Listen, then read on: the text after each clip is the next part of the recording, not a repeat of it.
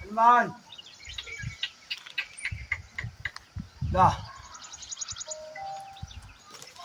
అన్నీ పోతాయి, రాళ్ళలో పోతాయి.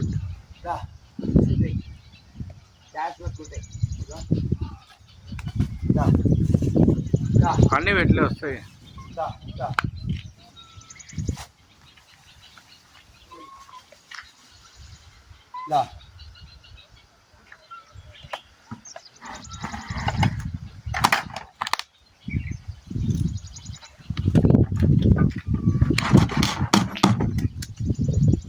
హనుమాన్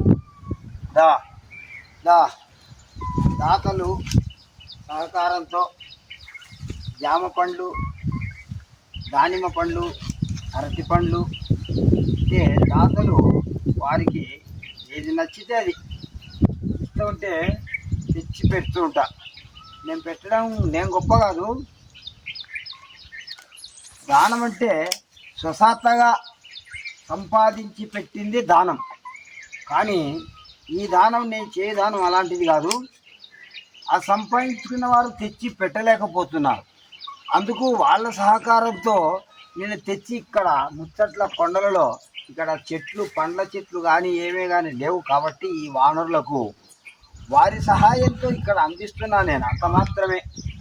పూర్తి దాతను కాదు. పూర్తి దాతవు కావాలంటే స్వతహాగా సంపాదించిన డబ్బుతో దానం చేస్తే అది దానము అంటారు. అది సత్తుప్రస్తుడు అనే ఒక మహానుభావుడు భారతంలో కథ వస్తుంది. సత్తుప్రస్తుడు తను, భార్య, కొడుకు, కోడలు అంటే ఎవరిని అడగడు. సొంతంగా కష్టం కూడా చేయడు.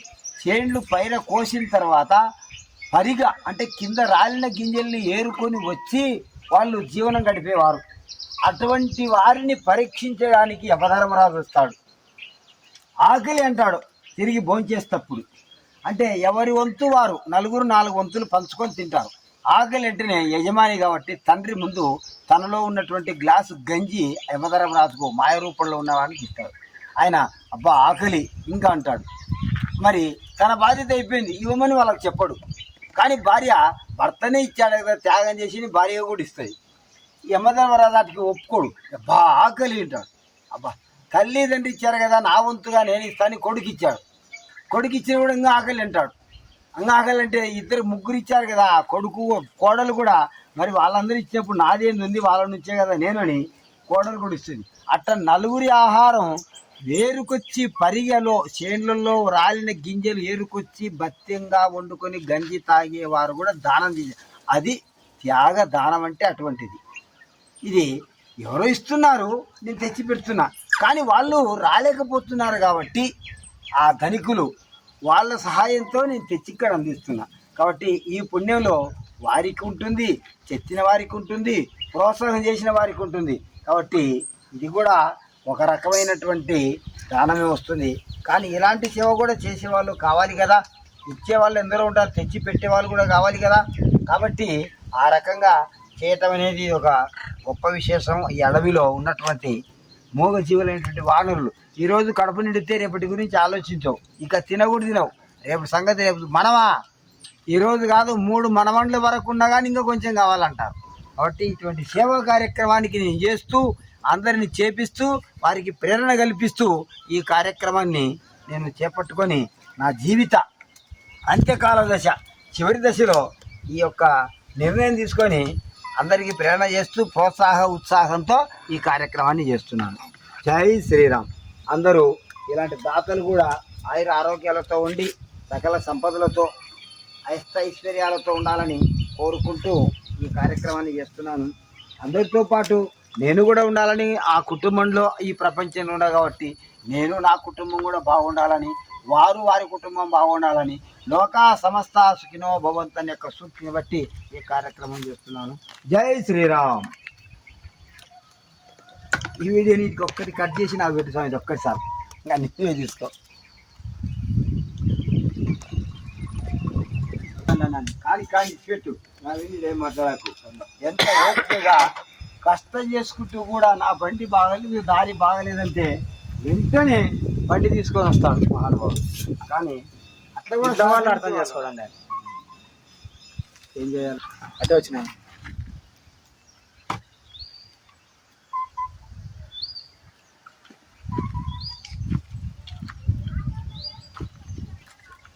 హనుమా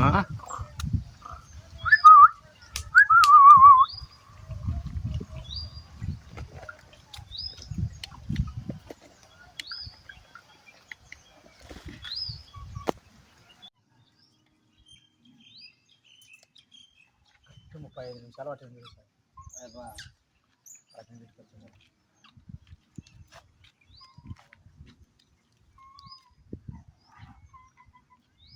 మనం ఇటు పక్కకు వచ్చే వస్తాయేమో అన్ని కోతులు. బాగా పెట్టినా నువ్వు వీడియో ఏం పెట్టా? లాంగ్ పెట్టావు బాగా.